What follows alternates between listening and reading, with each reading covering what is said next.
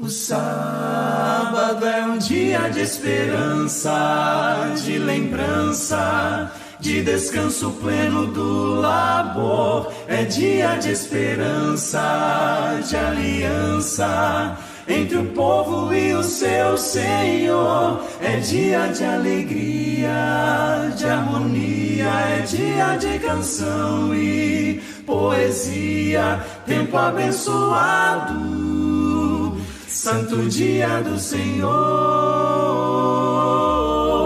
Tempo abençoado, santo dia do Senhor.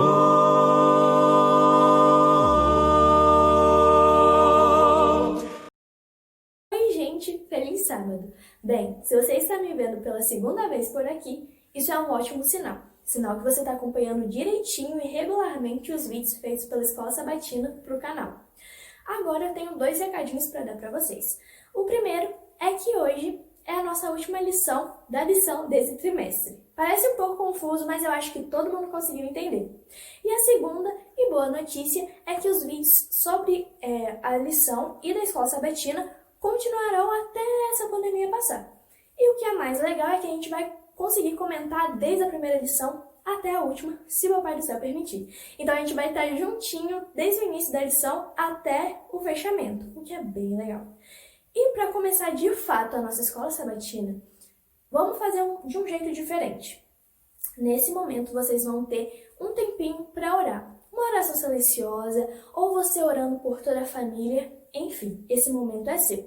E logo depois dessa oração, a gente vai dar a abertura e continuidade à nossa Escola Sabatina. Então, desde já, eu quero que todos tenham um bom estudo da lição e que possa ser proveitoso para todos vocês. Até mais!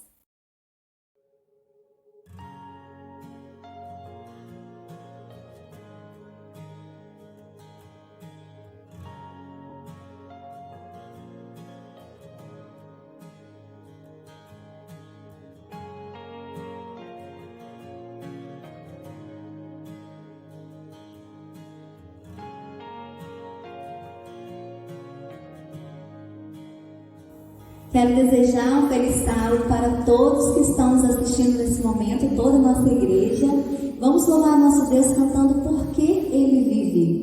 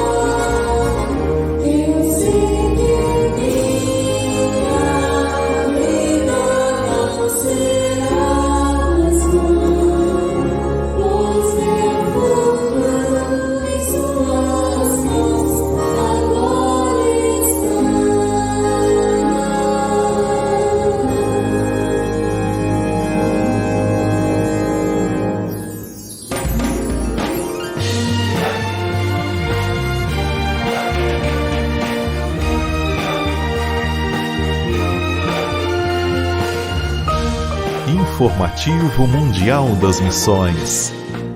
O amigo engraxate. William era engraxate no Chipre, e certo dia um homem sentou-se em sua cadeira e falou em búlgaro. Como você está? William ficou surpreso. Ninguém lhe havia feito essa pergunta há 10 anos, desde que se mudara da Bulgária. O homem, que se chamava Philip, acrescentou: Jesus ama a todos, não importa a situação que estamos. William tinha problemas com tabaco e bebidas, e por isso aquela frase foi ainda mais marcante ao seu coração. Diariamente, Philip ia no mesmo ponto que William trabalhava e conversava sobre Jesus com engraxate. William começou a se abrir, comentando que tinha perdido um bom emprego ao chegar no Chipre e se envolvido com vícios logo em seguida. Por causa dos vícios, sua família o tinha expulsado de casa e atualmente ele dormia no chão de um prédio abandonado. Mas durante as conversas com Philip, William começou a entender o amor de Deus e então desejou ser transformado. Ele passou a frequentar um grupo de estudos bíblicos da Igreja Adventista no idioma búlgaro, conduzido por Philip. Com o tempo, William largou seus vícios, aceitou Jesus totalmente em sua vida e em 2018 foi batizado. Logo em seguida, sua família o aceitou de volta e ele encontrou um emprego mais rentável com folgas aos sábados, uma raridade no Chipre. Hoje, William afirma que sempre que conhece uma pessoa, procura falar sobre sua transformação através de Cristo Jesus. Parte da oferta do trimestre ajudará na construção de uma igreja e um centro comunitário em Nicósia, Chipre. O país tem apenas 103 adventistas e nenhuma igreja própria. Por isso, a sua oferta terá um tremendo impacto. Você ainda ajudará neste trimestre a abrir um centro de influência em Sortland, Noruega, e estabelecer uma igreja em Nova Belgrado, Sérvia. Este é o último sábado do trimestre, a última oportunidade de você ajudar esses projetos da divisão transeuropeia. Por isso, sejamos liberais.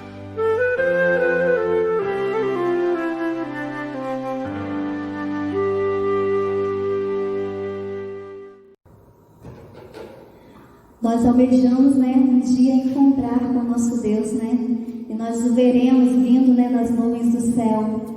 Como será maravilhoso esse dia, em que nós vamos nos encontrar com o nosso Deus maravilhoso.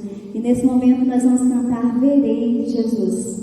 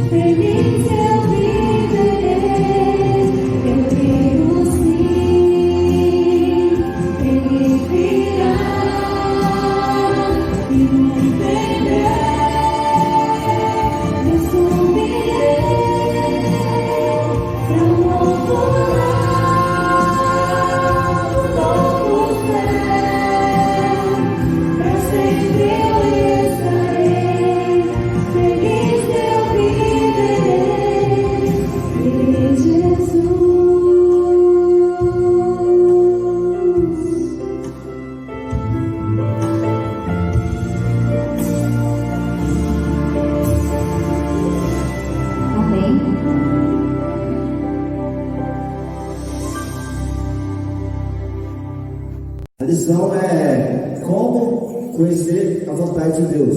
Isso é o trimestre. Hoje nós estamos fechando 13º sábado, e antes de a gente começar a estudar esse tema tão importante, vamos falar com Deus. E nesse momento, Saulo, fala para a gente. Pai querido, diante de Ti estamos suplicando a Ti porção dobrada pelo Espírito Santo, para que ao abrirmos a Tua palavra possamos estar realmente sedentos, desejosos e como uma criancinha para ser ensinada pelo Senhor. Abençoe-nos e a todos que estão ligados neste canal, em nome de Jesus eu te peço. Para fechar com chave de ouro, como conhecer a vontade de Deus? E Deus, Ele quer que a gente conheça a vontade dEle, e o tema aqui para fechar com chave de ouro é, em primeiro lugar, como a gente vai conhecer a vontade de Deus, o que vem em primeiro lugar. É bem interessante que a lição ela já começa aqui no sábado, aqui, falando que o olho é muito pequeno, eu acho que é um dos menores órgãos que o nosso corpo tem, mas ele é extremamente complexo, com nervos, ângulos focais e demais componentes. E tem várias funções assim que eu acho bem interessante, que no olho, o primeiro círculo assim, da visão, que é a visão central, é onde você está focado. E aí é ali onde que você vê com mais perfeição tudo o que acontece ali quando você está focado pela primeira visão. A segunda parte, assim, a área exterior do olho, que é onde que vê, você está focado em uma coisa, mas vê algo ao redor. E Jesus, no Sermão da Montanha, ele pregou sobre essa necessidade de nós confiarmos na providência divina. E aí ele colocou assim, o que é essencial, o que é fundamental, ou seja, o que tem que ser a nossa primeira visão. Não que a gente não tem que ter essa segunda visão, porque são as coisas ao redor, mas o que essa a primeira visão que nós devemos ter. E aí tem um texto básico que nós estudamos, que nós vamos estar mais uma vez agora lendo aqui, e para nós conhecermos qual é a primeira visão que nós devemos ter em relação a quando nós falamos sobre como conhecer a vontade de Deus. Aqui o primeiro texto, nós vamos usar como referência aqui, que a lição vai nos deixar, está lá em Mateus, no capítulo 6, versículo 19, e tem como tema tesouros no céu, e está escrito da seguinte forma: não acumuleis para vós outros tesouros sobre a terra, onde a traça e a ferrugem corrói, e onde ladrões escavam e roubam, mas ajuntai para vós outros tesouros no céu, onde a traça nem a ferrugem corrói, e onde os ladrões não escavam, nem roubam, porque onde está o tesouro, aí estará também o coração. Então, assim, é importante porque muitas das vezes o que a gente faz? Nós acumulamos tesouros, nós queremos garantir coisas aqui deste mundo, sendo que a Bíblia é bem clara aqui nesses textos, ao falar que o que importa não é o que você tem aqui, e sim o que você está construindo e procurando em si acumular aquilo que é eterno. Porque tudo aqui nessa terra é passageiro. O dinheiro uma hora vai passar, os seus bens uma hora vai passar, mas aquilo que você busca como intimidade com Cristo, como comunhão, como uma série de outros fatores celestiais, aquilo ali vai te gerar um ganho que ele é eterno, que na verdade nós deveríamos, pelo menos, aqui é o ponto, acho que chave, procurar aquilo que é eterno, não aquilo que é passageiro. Outro ponto também é a respeito sobre a luz e as trevas, onde vai falar que nossos olhos é lâmpada para o corpo. Então, assim, entra um pouco aquilo que você veio falando também, ali, a respeito dos nossos olhos, aquilo que eu olho, aquilo que eu jogo para dentro, do meu corpo. Aquilo ali tem que ser muito nós devemos estar muito atentos a isso, porque tudo que eu olho, o meu corpo de alguma forma vai reagir àquilo. Então, assim, a Bíblia vai até falar que nós devemos ser luz. A luz, ela gera na verdade, acaba saindo, né? A treva, quando gera luz, não existe treva. Então, assim, quando eu sou a luz do mundo, eu preciso entender que não é somente fazer coisas boas. Eu sirvo de exemplo para alguém, uma hora ou outra, alguém está se espelhando em mim, eu estou sendo luz para alguém, eu preciso ser luz para alguém. E o texto vai deixar bem claro. Aí vai dar continuidade. Interessante que não poderia terminar melhor a lição do trimestre, porque ela vem com o tema de como conhecer a vontade de Deus, e nada melhor do que o próprio Deus encarnado para dizer qual é a vontade. Na verdade, a lição deixou por último aquilo que é a prioridade para se tratar. Acho para que fique bem claro em nossas mentes o que deve ocupar o primeiro lugar em nossa vida. E eu gostaria de ler um pedacinho aqui desse texto, que está aqui no capítulo 6 de Mateus, dentro do Sermão da Montanha, que vai do verso 31 até o 33. E diz assim: portanto, não vos inquieteis dizendo, que comeremos, que beberemos, ou com que nos vestiremos, porque os gentios é que procuram todas essas coisas. Pois vosso Pai Celeste sabe que necessitais de todas elas. Buscai, pois, em primeiro lugar o seu reino e a sua justiça, e todas essas coisas vos serão acrescentadas. Vou ler o 34 também. Portanto, não vos inquieteis com o dia de amanhã, pois o amanhã trará os seus cuidados. Basta o dia o seu próprio mal. Então, nesse sermão, Jesus deixa bem claro qual é a sua vontade para nós e o que é primordial na vida de todo ser humano, todo cristão: buscar em primeiro lugar o reino dos céus. E o interessante é que ele fala que muitas outras coisas, como o Mário falou, né, o nosso olho tem a visão central e a visão periférica. Muitas coisas da nossa vida nós precisamos, e elas ocupam um lugar central na nossa vida, e outras ocupam um lugar periférico. Deus mesmo diz: nós precisamos de todas as coisas: comida, bebida, vestuário, dinheiro, como o Bruno já leu sobre os tesouros. Deus sabe que precisamos de tudo isso, mas Ele frisa muito bem: o primeiro compromisso, nosso primeiro desejo deve ser buscar o reino de Deus, e depois essas demais coisas. E com certeza Deus vai nos abençoar, porque Ele sabe que nós precisamos de tudo isso. Esse tema é bem importante. Deus em primeiro lugar. Vocês dois aí, o que vocês têm a falar sobre Deus em primeiro lugar? Eu começo aqui chamando a atenção para os pais, porque Deus em primeiro lugar é o título aqui da parte de segunda-feira.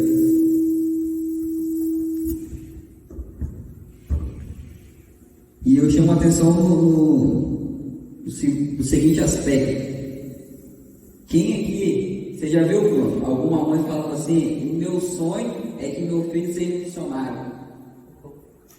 Você já viu que alguma fala assim: meu sonho é meu filho ser um profeta? Mas você já ouviu alguém falar assim: o sonho é que meu filho seja médico? Então, eu falo lá, mas meu filho não é muito sério, não. Eu queria que meu filho fosse pastor. Não, até pastor eu já ouvi, né? Porque o pastor é uma profissão, sabe que no final do mês vai ter alguma coisa. Eu não estou falando aqui que a mãe sonhar que um filho seja um médico está errado, não. Só que quando a gente ensina a criança, ali o bebezinho desde criança, que ele deva ser um missionário, que o sonho de nós pais é que ele fosse um profeta ou até mesmo um pastor, quando ele arrumar uma profissão lá na frente, que seja um médico, que seja um advogado, ele vai entender. Ele aprendeu desde pequeno, com a profissão que eu tenho, mesmo assim eu devo ser um missionário. Mas hoje a gente erra muitas vezes nisso. A gente pensa naquilo, no muito no agora. A gente quer para o nosso filho um bem, que é um bem material, né? Que é ter dinheiro, ter uma casa boa, ter um carro. Se quiser viajar, viaja. Isso para os nossos filhos. Não é errado. Mas quando a gente ensina que o nosso filho tem que ser isso, e esquece de ensinar que Deus tem que estar em primeiro lugar, ele vai ser o doutor, mas vai esquecer de fazer da profissão dele uma forma de evangelizar, de colocar Deus em primeiro lugar, mesmo aonde quer que ele esteja. Então, a lição é Deus em primeiro lugar. Ele tem que ser o primeiro lugar em tudo em nossa vida. E a gente tem que ensinar a criança desde pequenininha a seguir esse caminho, e colocar Deus sempre em primeiro lugar. Essa parte vai ficar dividida para mim, para o Mariel aqui, aí ele vai fechar essa parte segunda-feira, porque ele é o cara. Pois é, irmãos. Essas palavras, quando Jesus proferiu, foi no início da igreja, o famoso Sermão da Montanha. Se vocês abrirem a Bíblia, no capítulo 5 e até o capítulo 7, ali nós vemos Jesus subiu ao monte e ali começou o famoso Sermão da Montanha. E aí está caminhando para a parte final. Nesse Sermão da Montanha, Jesus estava lançando os fundamentos que norteiam o estabelecimento do seu reino que não vai passar. 3 necessidades básicas que o homem, o ser humano, sempre teve em todas as épocas: alimentação, vestuário e habitação. E nessa mensagem de Cristo, esse texto é o mais conhecido: buscai, pois, em primeiro lugar, vem de Deus, a sua justiça, e as demais coisas serão acrescentadas. Mas se você ler um pouco antes para se contextualizar, você vai vendo que Jesus está falando da efemeridade das coisas que existem em nosso planeta. Às vezes nos esforçamos muito, como disse o companheiro Ezequiel, queremos o melhor para nossos filhos, que seja um grande profissional, uma pessoa que tenha uma boa posição na sociedade, e subestimamos até mesmo na escolha da profissão, um desejo nosso do nosso filho. São raríssimas pessoas, como o Marildo já expressou, desejaria de todo o coração que o filho fosse um pastor. Até mesmo inconscientemente nós acabamos o quê? Escolhendo, optando por uma coisa mais presa a este mundo, não que seja pecado, como já foi dito por Ezequiel, qualquer profissão. Mas Jesus está falando que o principal, o importante, o que tem vindo em primeiro lugar, não são as coisas passageiras, que podem ser o quê? Levadas, interrompidas por alguns acontecimentos deste mundo. Por exemplo, você coloca um dinheiro no banco, faz um investimento, uma aplicação. De repente, o mercado tem uma reviravolta e você dormiu bilionário e acorda falido. Por quê? Porque as coisas deste mundo são passageiras.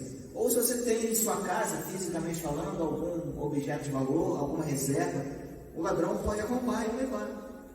Ou você está querendo ser um bom profissional, alcançar uma carreira universitária, se graduar, pós-graduado, enfim, e de repente essa carreira pode ser interrompida, porque a vida não nos pertence. Então, quando Jesus falou, ele não está falando que essas coisas são pecado em si, não. Ele está falando da ordem. O que é primeiro tem que vir no primeiro lugar. O que é secundário vem em segundo lugar. E Jesus então estava conscientizando os seus ouvintes, e essa mensagem chega até nós hoje, e deu o que? Os animais, as aves, como o que? Professores para nós. Deus falou o quê? Olha, as aves do céu não semeiam, não plantam, não tem celeiros, contudo, o Pai do céu as sustenta. Aqui na parte de terça-feira eu conto uma experiência de um pote de vidro. A pessoa tem uma pedra grande, uma pedra menor e areia. Aí aqui a lição ensina que para você preencher todo o vidro, primeiro você coloca a pedra maior, porque se você colocar a areia e a pedra menor, na hora que colocar a pedra grande, vai ficar vago ali nas partes. Mas quando você coloca a pedra maior, depois a menor e depois joga o grão de areia, todo o vidro fica preenchido. Nós estamos acostumados a dar mais valor nas coisas maiores. E é certo, também na vida espiritual. Mas nós não podemos nos esquecer daquelas partinhas menores, que são elas que vai nos preencher. Jesus não apenas deve ser o maior na vida de cada cristão, mas também o menor e o fim de todas as coisas. Isso aqui, esse pedaço da lição aqui é show de bola. Mas como não termina aqui, nosso Brunão aqui, ó, ele vai complementar. Sobre isso também é interessante a gente comentar que Cristo como centro, a gente pode colocar que, não sei quando alguns já tiveram a oportunidade de ter tem aqueles alvos, e aí tem as pontuações, né? E o centro, a pontuação ele é maior. E aí a gente fica ali tentando mirar, tentando acertar ali no alvo ali e tal, às vezes a gente tem algumas tentativas e tal. Só que o interessante é que muitas das vezes quando a gente joga ali o dardo, a gente acaba acertando a esfera, no caso superficial, aquela parte mais sincera do centro. Só que quando eu estou focado ali no centro, eu vou me aproximando, até que eu às vezes consigo ou não. E eu, com essa ilustração, eu consigo tirar que quando eu foco naquilo que é importante, naquilo que é essencial, aquilo que às vezes tem uma pontuação maior, que de fato Cristo tem uma pontuação maior, não importa se eu vou acertar às vezes no ponto que é 10, no ponto que é 20, no ponto que é 30, uma hora ou outra eu vou acertar naquela que é principal, que é a 50, o meu foco está naquela ali. Muitas vezes eu até posso errar um pouquinho, às vezes não que isso seja certo, mas a minha atenção em si, a minha priori, o principal tem que ser o foco, tem que ser ali. O meu objetivo tem que ser sempre acertar o centro, ali, Cristo. Eu tenho que focar sempre nele, independente de eu ser pecador ou não. O meu foco sempre tem que ser olhar para Cristo. A partir do momento que eu olho para Cristo, não importa o que vai acontecer ao meu redor, se vai faltar a comida, se vai faltar o pão, se alguém vai adoecer, não importa. O meu foco tem que ser 100% Deus. Eu acho interessante que a lição ela separou uma porção. E aí, essa porção que o Bruno e o Guiz leu logo no começo ali, que foi Mateus 6, de 19 até 34. Mas a pergunta que fica será que é só essa parte da Bíblia que foca esse pensamento que a lição está trazendo? Ou tem outros textos aqui na Bíblia, no geral, que ela dá embasamento a esse texto lido anteriormente? Na verdade, a Bíblia como um todo. Jesus ele fez um sermão onde ele trouxe ideias que já estavam espalhadas por toda a Bíblia. E às vezes a gente está falando que nós não devemos nos preocupar com essas coisas triviais da vida, por mais que sejam importantes. E aí talvez alguns irmãos pensam assim, então eu preciso trabalhar, eu preciso estudar, focar em Deus e o resto eu vou deixar de qualquer maneira? Claro que não. Tem até um texto interessante que fala sobre isso, que aqui a gente está dando nossa opinião, mas a Bíblia também tem sua opinião. Se encontra em Eclesiastes 9, verso 10, que diz o seguinte: tudo quanto te vier à mão para fazer, faz-o conforme as tuas forças, porque no além para onde tu vais, não há obra, nem projetos, nem conhecimento, nem sabedoria alguma. O que o texto bíblico está transmitindo claramente é o seguinte: o que você tiver que fazer com relação a qualquer coisa da sua vida, qualquer área da vida, seja estudo, trabalho, desenvolvimento aqui também, se você tiver que fazer, tem que ser feito enquanto está em vida, porque depois que morre já não há mais o que fazer. Como nós já deixamos bem claro aqui, o primeiro lugar das nossas vidas tem que ser ocupado por Deus, mas as demais coisas nós precisamos também nos envolver. Precisamos trabalhar, precisamos estudar, precisamos construir, precisamos nos desenvolver nesse mundo. Jesus foi o mestre, o maior mestre desse mundo, e ele fixava os ensinamentos com ilustrações, as conhecidas parábolas. E hoje é uma técnica muito boa nós pegarmos algumas ilustrações para o nosso aprendizado. O Ezequiel acabou de colocar aí a ilustração de um pote e pedras de todos os tamanhos que tem que caber, tem que ser condicionados dentro dele. Se começar da pedra maior, está no caminho certo. Mas se começar das menores, não vai ter espaço para colocar maior. Na vida espiritual, isso tem aplicação muito grande. Não sei se já aconteceu com vocês. Jesus é a maior pedra, é o fundamento de todas as coisas.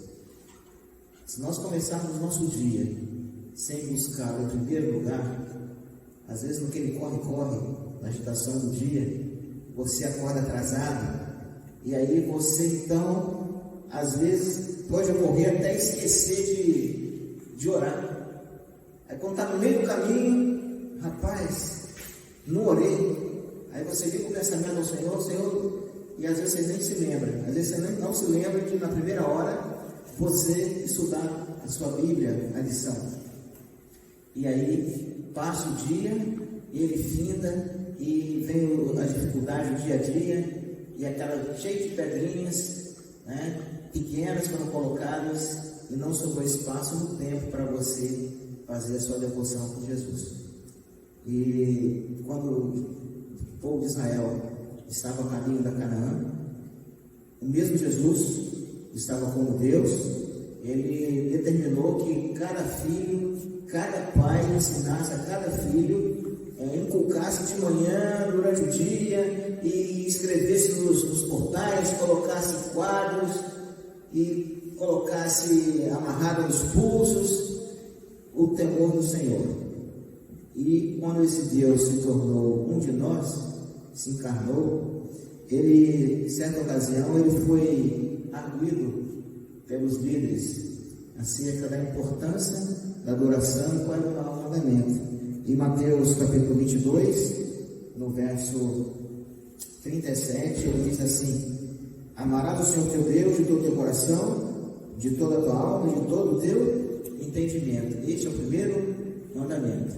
Então esse é o fundamento de todas as coisas, é ter a Deus como primeiro em nossas vidas. Não é fácil, porque nós estamos aqui, a nossa natureza toda contaminada pelo pecado, a carne está doente, está enferma, mas pelo sangue de Cristo nós podemos ser curados. É interessante que fala que buscai o reino de Deus. Quando a gente fala em reino, o que vem à mente? A gente vem à mente um território. E foi exatamente essa palavra que Jesus usou ali, uma palavra que determina o território que um rei domina. E aí a gente às vezes fica pensando assim, para buscar o reino, esse reino então é um território, se você for analisar o pé da letra. Então, como significa esse território? Será que nós devemos ficar expandindo o território de Deus? E tem que ficar nessa terra expandindo o território de Deus? É claro que não, porque aqui, nessa terra, ela foi criada por Deus, ela pertence ao nosso Deus, todo o universo pertence a Ele, Ele é o dono de todas as coisas. Então, o que será que significa buscar o reino de Deus? Essa resposta não vou ser eu que vou dar. O que ele quis dizer com isso? Se não é expandir o território, porque tudo pertence a Ele, o que seria então? Na verdade, o reino de Deus é uma característica porque eu sou o templo do Espírito Santo. O Espírito Santo, ele deve habitar em mim, ele habita em mim. Então, quando eu paro para pensar nisso, na verdade, o reino de Deus, ele anda, ele se locomove para tudo quanto é lugar. E, na verdade, o reino de Deus está em mim, está no Ezequiel, está no Saulo, está no Arilton, está no Ilquias. O reino de Deus estabelece uma moradia que é quase uma nômade, ela não para. E a intenção do reino de Deus aqui nessa terra é que se expanda de fato, como você falou, mas para outras pessoas. Mas as pessoas, desde os dias de Cristo até hoje, não entendem o que realmente constitui o reino de Deus. O reino de Deus começa no nosso coração. Jesus falou: o meu reino não é deste mundo. Os discípulos tinham a expectativa de que Jesus fosse um rei temporal, descendente de Davi, fosse um guerreiro, para libertar Israel do cativeiro dos romanos.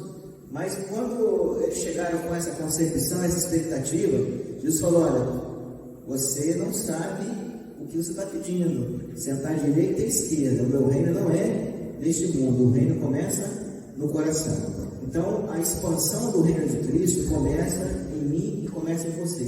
Começa quando eu vou formar a minha família, na escolha do meu cônjuge para toda a vida. Começa, expande ainda mais quando eu vou ter um filho.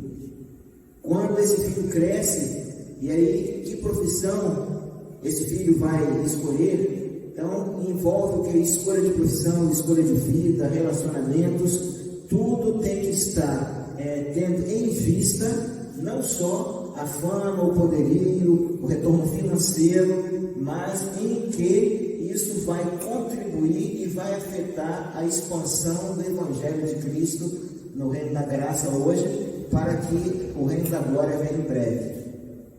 Quando a gente vai fazer qualquer coisa, será que nós estamos indo até Deus para o Senhor? É da tua vontade? Será que quando vamos comprar algo, Senhor, esse algo aqui vai trazer benefício para o seu reino?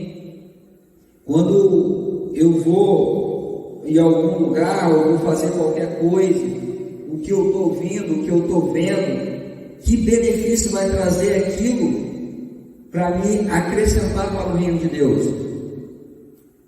É aqui no finalzinho da página da feira vai dizer assim, mas a visão de Deus é muito mais ampla. Ele sabe como devemos viver e quer que o glorifiquemos alcançando isso. Ele sabe que nós precisamos. Ele quer que nós vivamos bem e Ele quer que através da nossa vida nós nos glorificamos.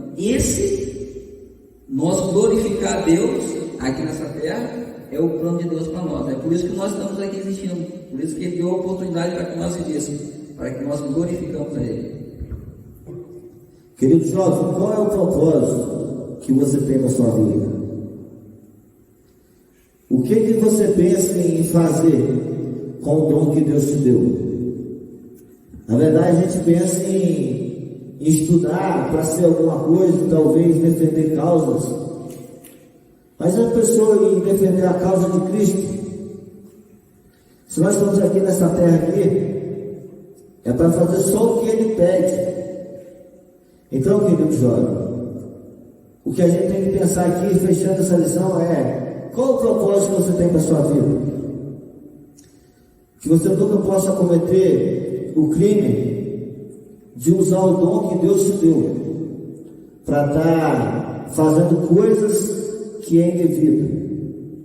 Talvez você tenha orado muito, pedido muito para que Deus ele te glorifique aqui na terra, aqui, Ele te dê alguma coisa assim, ou alguma coisa onde você possa ser reconhecido. Ellen White, ela fala que vivemos entre os perigos dos últimos dias. Todo o céu se interessa pelo caráter que estamos formando. Toda providência foi tomada em nosso favor, a fim de sermos participantes da natureza divina, havendo escapado da corrupção pela complacência do mundo. O que avançarem pelo caminho iluminados serão recompensados, entrarão no gozo do seu Senhor. Ou seja, talvez a gente está lutando e almejando por coisa terrestre. Talvez nós estamos focados muito nas coisas nossas aqui da terra aqui. Mas que nós possamos colocar Deus em primeiro lugar. E sabemos que nós estamos aqui de passagem. E que nós vamos logo adentrar a Canaã celestial. E por isso nós temos que nos preparar cada vez mais. E aí, entre tudo que a gente já falou aqui assim, colocar Deus, a pedra angular, em primeiro lugar. Não esquecendo das outras coisas, mas sabendo que ela vem logo a seguir. O foco ali que falou dos olhos, nossa visão tem que ser centrada em Cristo e almejar coisas maiores. Vamos falar com Deus e nesse momento aí, para encerrar a lição, nosso irmão Bruno.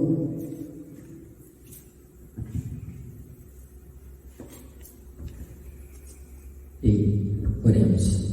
Santo Pai, querido Deus, muito obrigado, Pai, pelo entendimento da Tua palavra neste momento, que aquilo que não foi falado, Pai, através de nós, que o Teu Santo Espírito possa estar complementando. Te agradecemos, Pai, pela oportunidade de estarmos aqui mais uma vez para Te buscar, Te honrar e glorificar, que possamos sair daqui um pouquinho mais do Teu Santo e Bom Espírito e que alcance o coração de cada um que aqui está assistindo, que o Senhor possa estar conduzindo os seus passos e que o Teu Santo e Bom Espírito Santo possa estar habitando no coração de cada pessoa. Muito obrigado por tudo, nos dê um bom sábado na tua presença, em nome de Jesus. Amém. Como é bom saber que temos um Deus, que cuida de cada um de nós. E Ele nos diz: não há o que temer, contigo eu estou. E é o que nós vamos louvar nesse momento.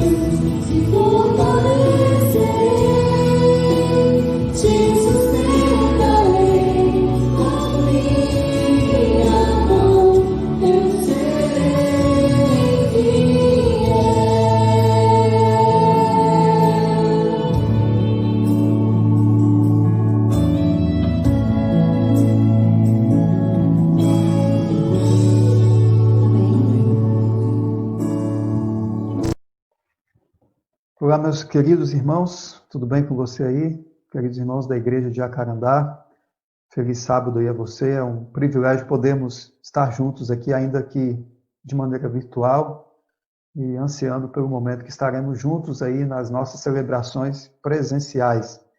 Aliás, quem de nós não está ansioso, né, por esse momento aí? Já são 3 meses, já vai batendo essa saudade que se intensifica a cada dia de estarmos reunidos novamente, né? E por falar em ansiedade, esse é o tema que eu quero trabalhar com você aqui na nossa reflexão dessa manhã de sábado. Ansiedade. Abra sua Bíblia no livro de Lucas, no capítulo 12. Eu vou abrir a minha aqui também para nós acompanharmos a leitura. Lucas, no capítulo 12, versos 22 em diante. Abra sua Bíblia e vamos meditar juntos aqui, tendo como pano de fundo esse tema tão atual que é o tema da ansiedade. Lucas, capítulo 12, a partir do verso 22. Lucas, capítulo 12, a partir do verso 22. Bíblia aberta, olhos fechados, vamos falar com Deus. Querido Deus, nós temos o privilégio de estarmos reunidos de maneira virtual nesse momento, em torno da Tua Palavra. A Tua Palavra está aberta e nós queremos, ó Pai, fazer uso da mesma na companhia do autor.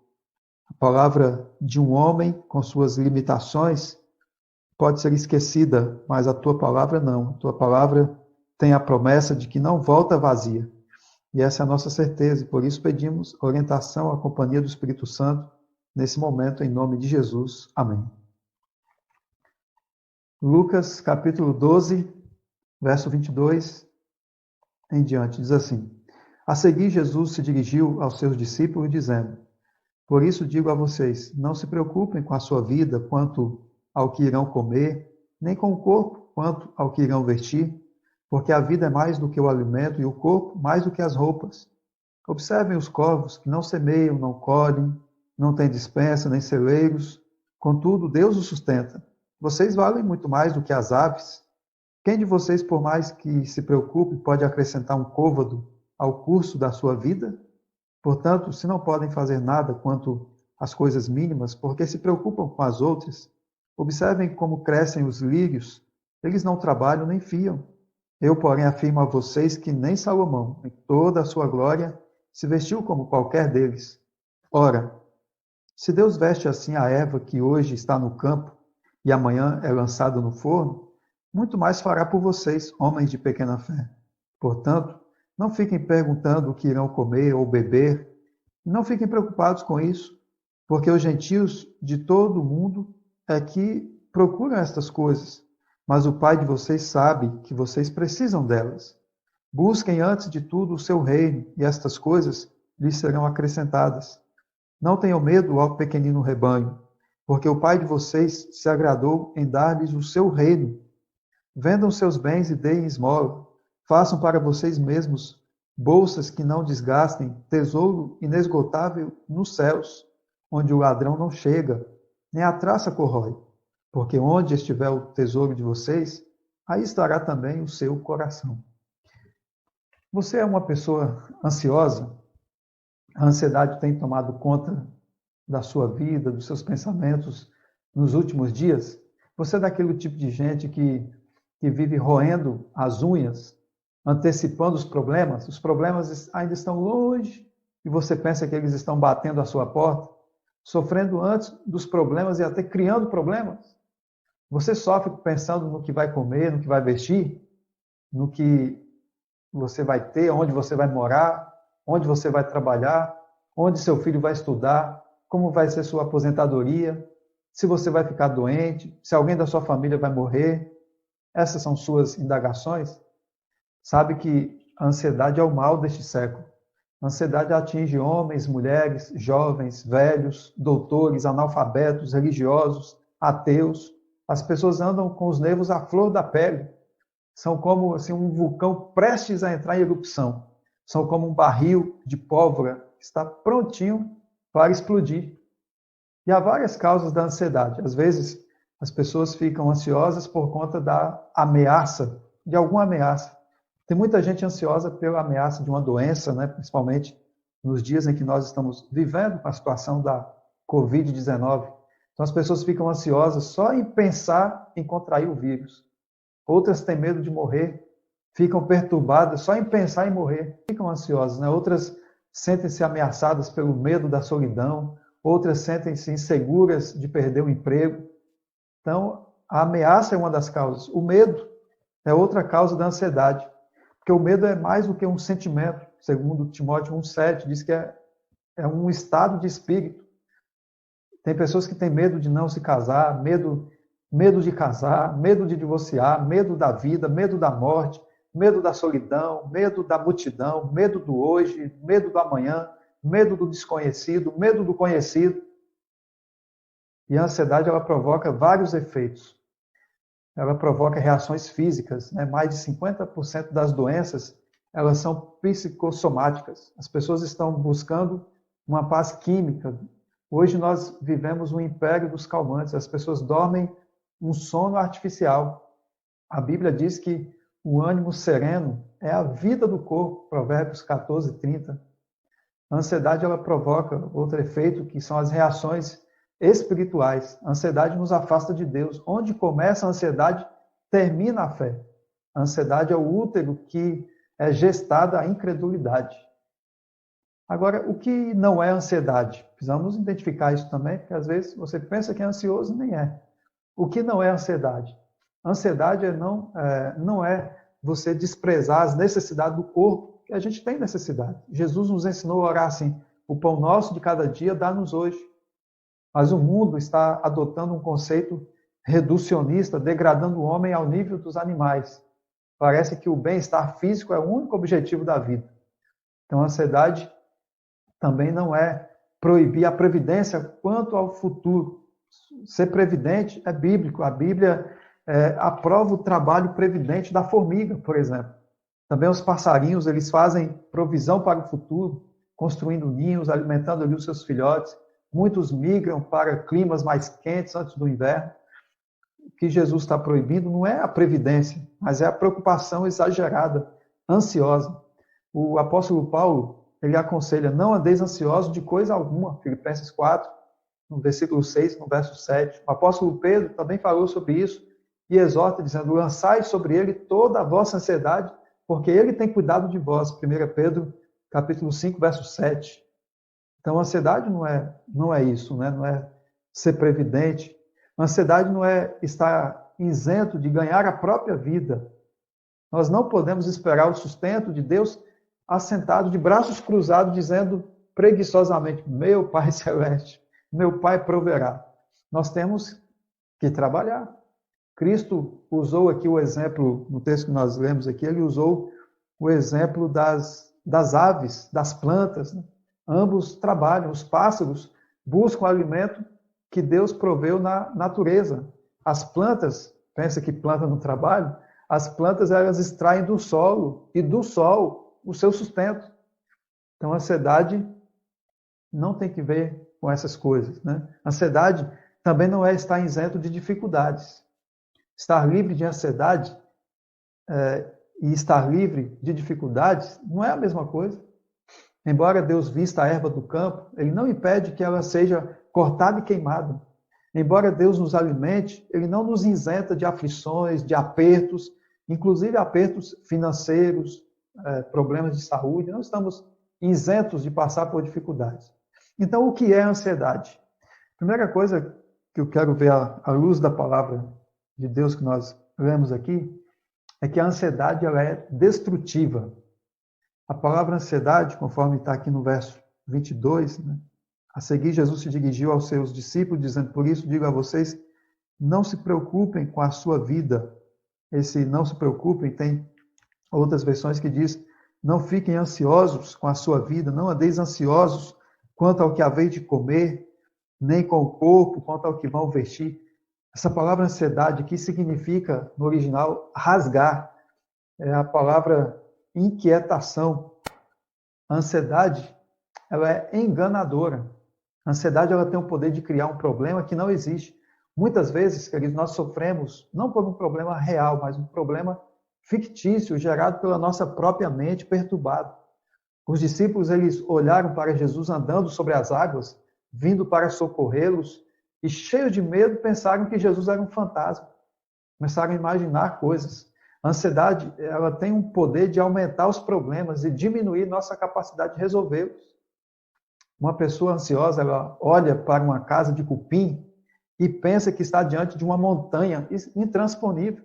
As pessoas ansiosas, elas são como os espias de Israel, que só aqueles espias, com exceção de Caleb e Josué, que só enxergaram gigantes de dificuldades à sua frente. E eles veem si mesmo como sendo meros gafanhotos.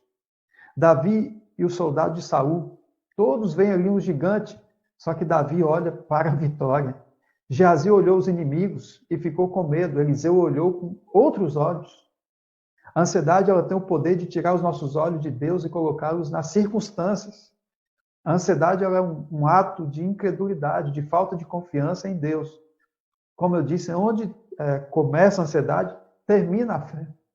A ansiedade, ela tem um poder de tirar os nossos olhos da eternidade e colocá-los apenas nessas coisas aqui, que tudo passa, seja bom ou ruim, seja pandemia ou guerras, tudo passa, são coisas temporais.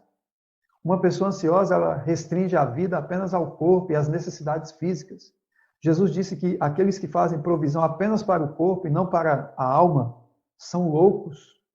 John Hackett, ele disse que o homem mais pobre é aquele que só tem dinheiro, só faz provisão para as coisas materiais dessa vida e não faz provisão espiritual. Então, irmãos, a ansiedade, ela é inútil, inútil. Veja aqui o verso 25, diz assim: quem de vocês, por mais que se preocupe ou por mais que seja ansioso, poderá ou pode acrescentar um côvado ao curso da sua vida? A ansiedade é inútil. Côvado aqui não se refere à estatura, 45 centímetros, mas se refere a prolongar a vida, dilatar a vida. A ansiedade, além de ser inútil, ela também é cega. Veja o verso 23. No capítulo 12 de Lucas, diz assim: porque a vida é mais do que o alimento, e o corpo mais do que as roupas. A ansiedade é cega. Ela é uma falsa visão da vida, de si mesmo e de Deus. A ansiedade nos leva a crer que a vida é feita só daquilo que comemos, vestimos. Nós ficamos tão preocupados, mas tão preocupados com os meios que nos esquecemos do fim da vida, que é glorificar a Deus. A ansiedade não nos deixa ver a obra da providência de Deus na criação. Deus alimenta as aves dos céus. Os corvos não semeiam, não colhem, não tem dispensa. Dispensa, o que é dispensa? É uma provisão para uma semana. Celeiro é uma provisão para um ano. E os corvos não fazem dispensa para uma semana, não fazem provisão para um ano, mas Deus cuida deles. Vejamos alguns dos argumentos de Jesus contra a ansiedade aqui. Do maior para o menor. Se Deus nos deu um corpo com vida, e se o nosso corpo é mais do que o alimento, mais do que as vestes, Ele nos dará alimentos e vestes. Os versos 22 e 23 aqui deixam isso claro. Deus é o responsável, queridos, pela nossa vida, pelo nosso corpo. Se Deus cuida do maior, que é o nosso corpo, não podemos confiar nele para cuidar do menor, que é o nosso alimento e nossas vestes. Do maior para o menor, as aves e as flores, como exemplo. Versos 24, verso 27. O problema não é o pequeno poder de Deus, porque o poder de Deus não é pequeno. O problema é a nossa pequena fé, conforme aqui o verso 28. Ora, se Deus veste assim a erva que hoje está no campo e amanhã lançada no forno, muito mais fará por vocês, homens de pequena fé. A ansiedade, ela é incrédula. Veja aqui o verso 30. Porque os gentios de todo o mundo é que procuram estas coisas, mas o Pai de vocês sabe que vocês precisam delas. A ansiedade nos torna menos do que cristãos. Ela é incompatível com a fé cristã. Ela nos assemelha aos pagãos. A ansiedade não é cristã. Ela é gerada no ventre da incredulidade. Ela é pecado. Por isso que o apóstolo Paulo diz, não andeis ansiosos. Sabe, irmãos, quando ficamos ansiosos com respeito ao que comer, ao que vestir e coisas semelhantes, nós estamos vivendo num nível inferior aos dos animais e das plantas. Toda a natureza depende de Deus e Deus jamais falha. Somente os homens, quando julgam depender do dinheiro, se preocupam e o dinheiro sempre falha. Como nós podemos encorajar as pessoas a colocarem sua confiança em Deus com respeito ao céu, se nós não confiamos em Deus, nem em relação às coisas da terra? Um crente ansioso é uma tremenda de uma contradição. A ansiedade é o oposto da fé. É uma incoerência pregar a fé e viver a ansiedade. Como é que a gente pode vencer a ansiedade? A primeira coisa que nos ajuda a vencer a ansiedade é saber que Deus é nosso Pai e Ele conhece todas as nossas necessidades. No verso 30, deixa isso aqui muito claro, eu já li esse texto. Nós vencemos a ansiedade quando confiamos em Deus. Veja aqui o verso 28. A fé é um antídoto para a ansiedade. Deus nos conhece, Ele nos ama, Ele é o nosso Pai, Ele sabe do que temos necessidade. Se nós pedimos um pão, Ele não nos dará uma pedra. Se pedimos um peixe, não nos dará uma cobra. Nele vivemos, nele movemos, nele existimos. Ele é o Deus que nos criou, Ele é o Deus que nos mantém a vida, Ele nos protege, nos livra, nos guarda, nos sustenta. O apóstolo Paulo nos ensinou a vencer a ansiedade orando a Deus lá em Filipenses 4. A ansiedade é um pensamento errado, é um sentimento errado. Quando olhamos para a vida na perspectiva de Deus, a nossa mente é guardada pela paz de Deus. Quando alimentamos nossos sentimentos com a verdade de que Deus conhece as nossas necessidades, Ele as supre. Então a paz de Deus guarda o nosso coração. Coisa tremenda. A paz ela é uma sentinela que guarda a cidadela da nossa alma. Então nós precisamos, para vencer a ansiedade, saber que Deus já se agradou em nos dar o seu reino. Olha aqui o verso 32. Não tenha medo, ó pequenino rebanho, porque o Pai de vocês se agrada em dar-lhes o seu reino. Devemos saber que Deus já nos deu assim coisas mais importantes do que bens materiais.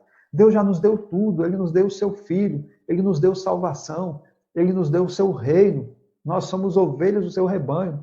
Ah, querido, Deus amou você com amor eterno. Deus enviou o seu Filho unigênito. Ele provou o seu amor por nós.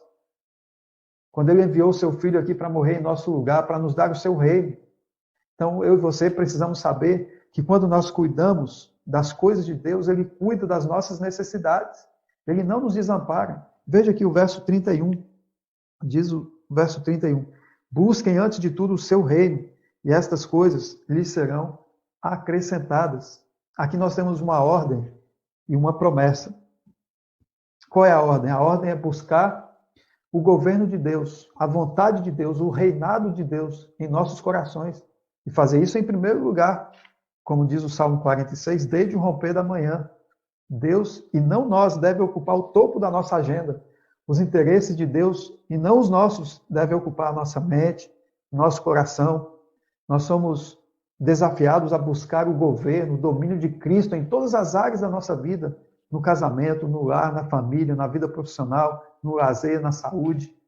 E a promessa é que quando nós cuidamos das coisas de Deus, Ele cuida das nossas necessidades. Criados a buscar uma riqueza que não perece, a juntar tesouros na terra, a colocarmos nosso dinheiro, nossos bens, nossa vida, a serviço de Deus, de seu reino, em vez de vivermos aqui ansiosos, ajuntando tesouros para nós mesmos. Então, é onde está o nosso tesouro. Se o nosso tesouro estiver nas coisas, então nós iremos fazer um investimento errado e vivemos ansiosos.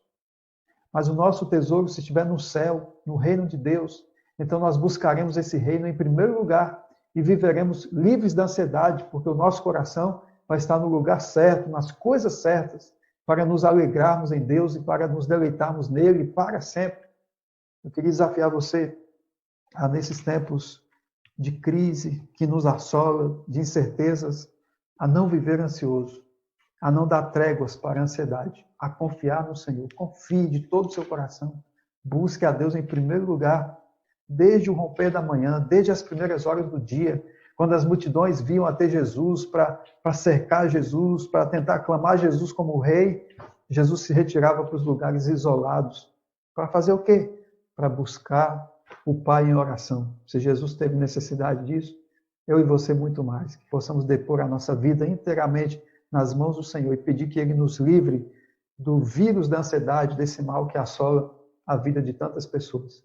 Por isso vamos orar nesse momento. Senhor Deus e Pai, nós unimos junto com os nossos irmãos em oração nesse momento, acreditando piamente nas promessas da Tua Palavra, nos ensinamentos da Tua Palavra, que nos exorta a não vivermos amarrados pela ansiedade, a não vivermos embaraçados na ansiedade, mas sermos livres, livres no Senhor, confiando que o Senhor, que cuida das plantas, que cuida das aves, que cuida de todas as coisas, cuida de nós também.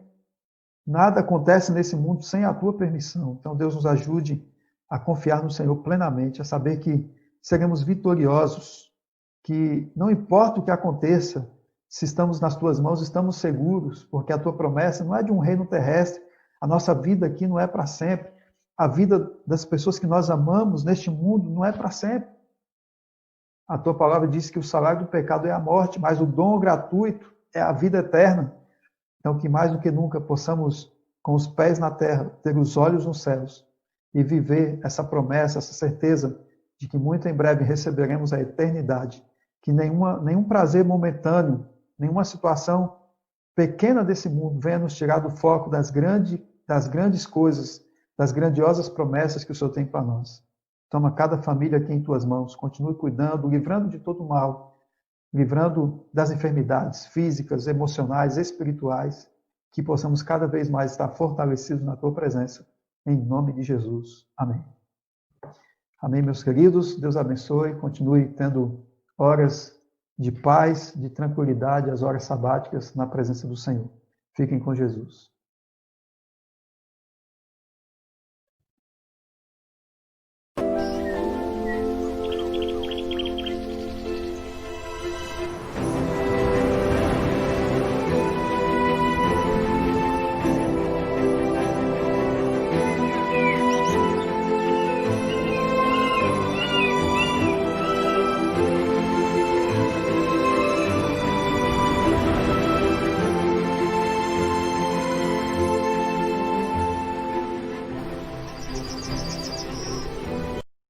O sábado é um dia de esperança, de lembrança, de descanso pleno do labor. É dia de esperança, de aliança entre o povo e o seu Senhor. É dia de alegria, de harmonia, é dia de canção e poesia, tempo abençoado, santo dia do Senhor, tempo abençoado, santo dia do Senhor.